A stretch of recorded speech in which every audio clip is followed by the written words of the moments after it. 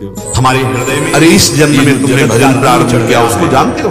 इससे बचने वो के लिए मेरा समता अत्यंत आवश्यक परम प्रिय भक्त है, उसके हृदय में एक इच्छा आ गई थी। लाभ हानि में सम राज वैभव के भोगों को देखकर ऐसा लगा कि भजन से बढ़कर इसमें सुख है। वही दिखाने के लिए हमने उसको राज परिवार से संबंधित करके दिखाया, लेकिन वो ऐसा नहीं।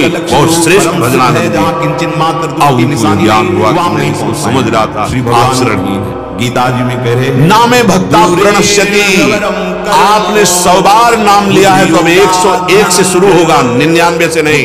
ये भजन कभी नष्ट होने वाला नहीं। इसलिए आत्मसमर्पण प्रभु को, उनके नाम का निरंतर जप, उनके भरोसे में इससे बड़ा कोई साधन नहीं। इनको इतना भी भगवान है कि कौन करुणा करके अर्जुन जी को उपदेश कर रहे हैं, थोड़ा जो अपना है या शास्त्र स्वाध्याय कर रहे हैं, अपने में है कि अभी है, उसकी प्राप्ति में कोई कठिनता उसका आदि अंत होता है। ध्यान दीजिए, प्रारंभ हुआ और अंत हुआ। कल चर्चा हुई थी, वो कर्म किसी को बुरा नहीं समझना, की प्राप्ति कैसे करा सकता है? किसी का बुरा नहीं चाहना, आदि है, किसी का बुरा नहीं करना। उसमें प्रारंभ हो गया अध्यात्म मार्ग, तो वो कर्म तुम्हें सुख प्रदान करने वाला। किसी का बुरा नहीं समझना, प्रायः बहुत बुरा कामनाओं से युक्त होकर कर्म करते। किसी का बुरा नहीं चाहना।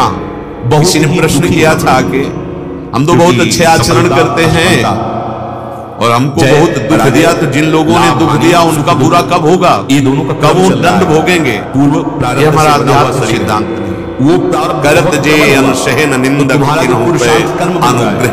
अध्यात्म कहां से शुरू होता है? अध्यात्म का तात्पर्य क्या होता है? तो आप आगे बढ़ो। इस संसार चक्र से मुक्त होना और महासुख में डूब जाना। यही तो तुम चाह रहे हो कि मरुना परमानंद में डूबूं। ये अध्यात्म आपको प्रदान करेगा। प्रकृति से आपको ऐसी स्थिति प्राप्त होने वाली नहीं। चाहे असंख्य रुपया जमा कर लो, सोने चांदी के भवन भर लो, फिर भी भय, चिंता, शोक और मृत्यु इस क्षेत्र में कोई नहीं बचा सकता। इसे बचा सकता है तो अध्यात्म। शुरुआत कहां से होती? किसी को बुरा ना समझे, किसी का बुरा ना चाहे, किसी का बुरा ना करे तो आरंभ हो गया मार्ग, भगवत मार्ग। जब हम कहते हैं भगवत प्राप्ति बहुत सहज है, आगे नहीं बढ़ने दे, लोग कहने लगते हैं कि ये तो भगवत प्राप्ति वैसा भगवान वर्णन करते हैं बहुत सहज। अरे बहुत कठिन है भगवत प्राप्ति, क्षमता। फिर समझिए, जो अपना है, जो अपने में है, अब जो अभी है उसकी प्राप्ति में कोई देरी नहीं प्यारे। तो कोई हमारे पास जो अपना नहीं है और हम आगे बढ़, जो अपने में नहीं है, निराश ना हो, जो अभी नहीं है वर्तमान में भी, क्योंकि ये परिवर्तनशील है। ये शरीर, ये संसार, ये भोग, कि मेरी माँ भी ना पहले थे ना बाद में रहेंगे, तो बीच में केवल भास रहे हैं, हर समय नष्ट हो रहा है। 4 साल इनकी आसक्ति छोड़ना कठिन है, भगवत प्राप्ति कठिन समय है।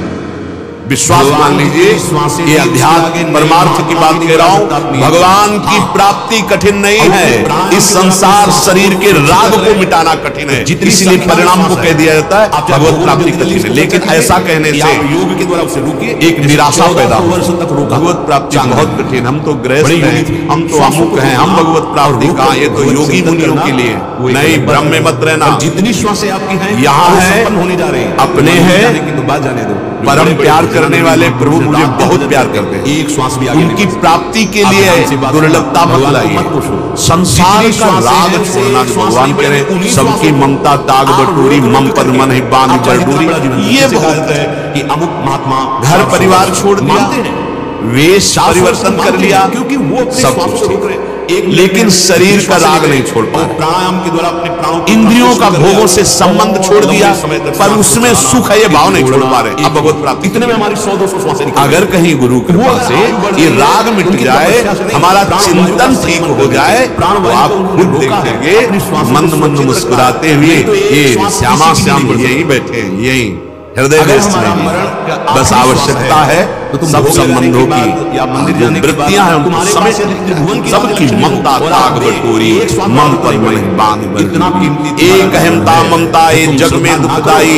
ये जब श्री जी की ओर लगे तो हो परम सुखदाई। और जहां हमारा अहम श्री जी के चरणों में समर्पित हुआ, हमारा प्यार ममता लाडली जी के नाम रूप चरणारविंद से हुई, उसी स्थान किसी से प्रश्न नहीं करना पड़ेगा। स्वामी स्वयं और अभी तक नहीं कुछ बना श्री राधिका स्फुरत में हृदय केल सिंधु, हृदय रूपी में ही वो अपनी केली का विस्तार कर देते हैं, लीला का विस्तार कर देते हैं।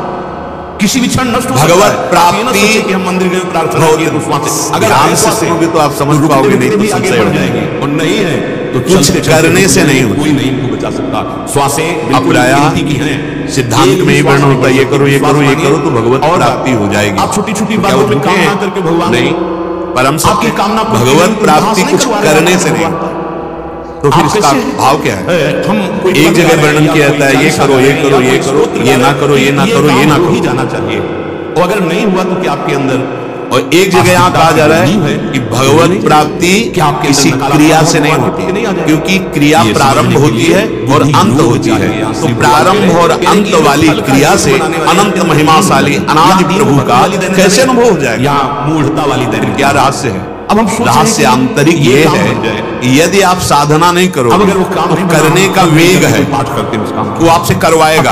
साधन नहीं होगा तो आपसे पाप करवाएगा, एक लौकिक अधर्म करवाएगा। जैसे जैसे अधर्म पाप होगा आपका हृदय मलिन होता चला जाएगा। हृदय का मतलब दर्पण करना ठीक नहीं, शीशा, हमें शीशे के ऊपर जितनी गंदगी लगती चली जाएगी आप देख ही नहीं पाएंगे, अपने स्वरूप को जान ही नहीं पाएंगे। ये अगर शीशा साफ हो तो हम एक सेकंड में ऐसे देखते दिखाई देता है रूप कैसा, ऐसे हृदय रूपी दर्पण साफ होगा तो आपको दिखाई देगा प्रभु विराजमान है, हृदय में प्रभु विराजमान। हमें अच्छा नहीं लगता। अगर जितना हमारा सुंदर साधन होगा हृदय से बोलेंगे उतने असाधन हमसे छूट जाएगा। असाधन जहां छूटा और साधन बिल्कुल शास्त्र प्रमाणित हुआ, और तो उसी प्रकाश में आप देख पाएंगे अहंकार सकिल गया प्रभु के चरणों में। गंदा मलिन हृदय होने के कारण अहंकार रहता है। जहां निर्मल हृदय हुआ साधन करते करते तो मन और अहम ये दोनों प्रभु सावई मना कृष्ण पदार बिंदु प्रभु के चरणों में जहां समर्पित हुआ प्रभु के रहेंगे। यही है अनुभव से लड़ने के लिए हुआ है। कोई साधना से प्रभु उपजित थोड़ी है, जब कभी पहले विराजमान सबके हृदय अक्षत अविकारी निर्विकार सच्चिदानंद प्रभु सबके हृदय में बैठे हैं। पर सकल जीव जग दीन दुखारी, आनंद सिंधु यहाँ बैठे तो सब दुखी क्यों हैं? फिर क्योंकि उनसे विमुख हैं, हम कोई नाना प्रकार के पापाचरण कर रहे हैं इसलिए दुखी हैं। हाल चल जाए तो क्या करें? अब साधन करो जिससे पापाचरण न होने पाए। तो साधन करने से निर्मलता हुई, तो जैसे शांत और निर्मल जल के नीचे क्या है दिखाई देता है, ऐसे ही हृदय में ही हृदय विहारी प्रभु का साक्षात्कार हो जाता है।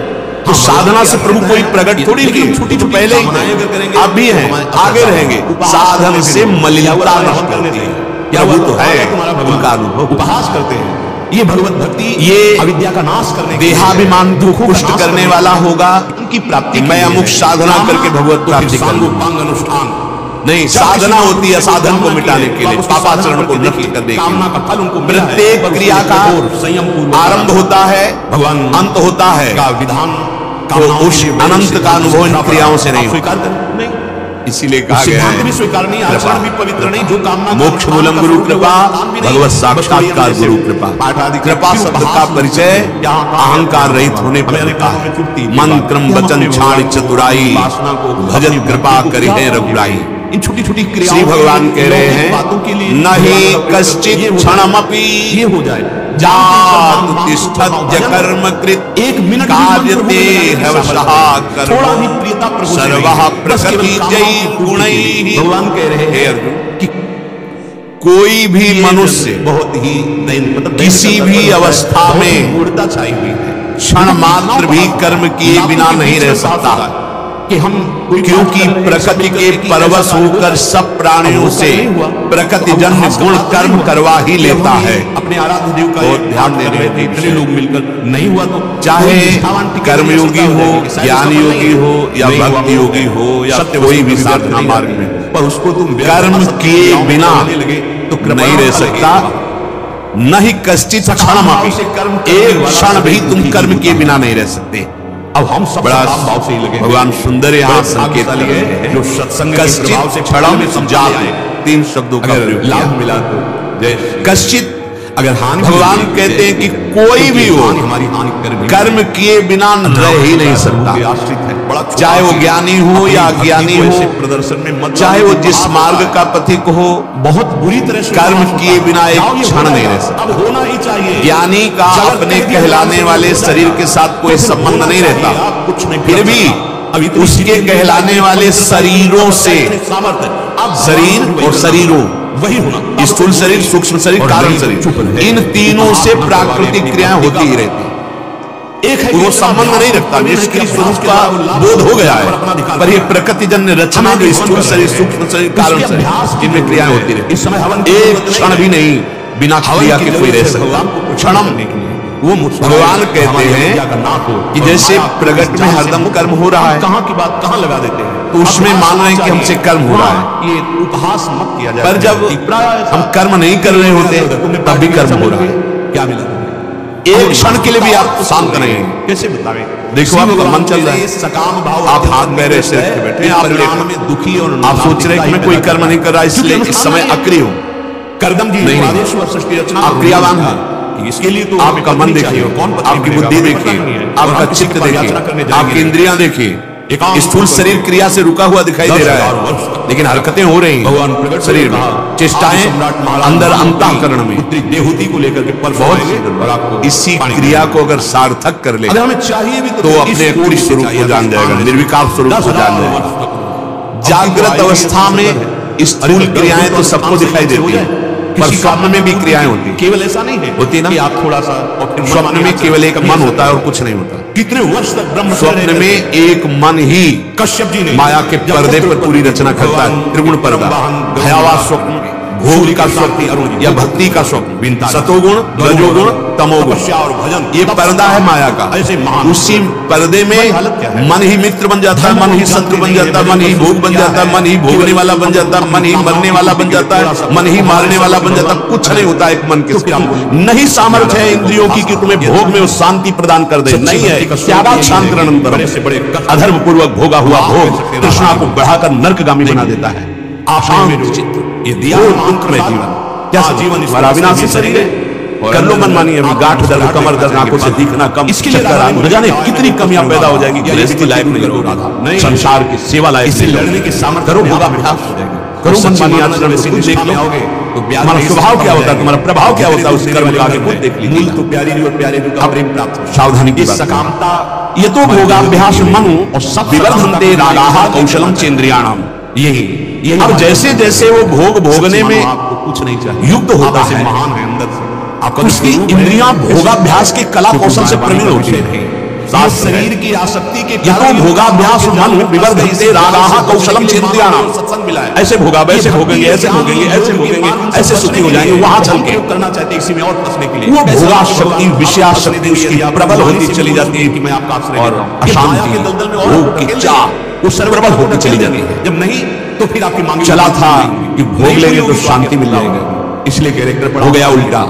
ये बहुत समझने का विषय है। तस्माद् अनुपाया सुख से भोगाभ्यास।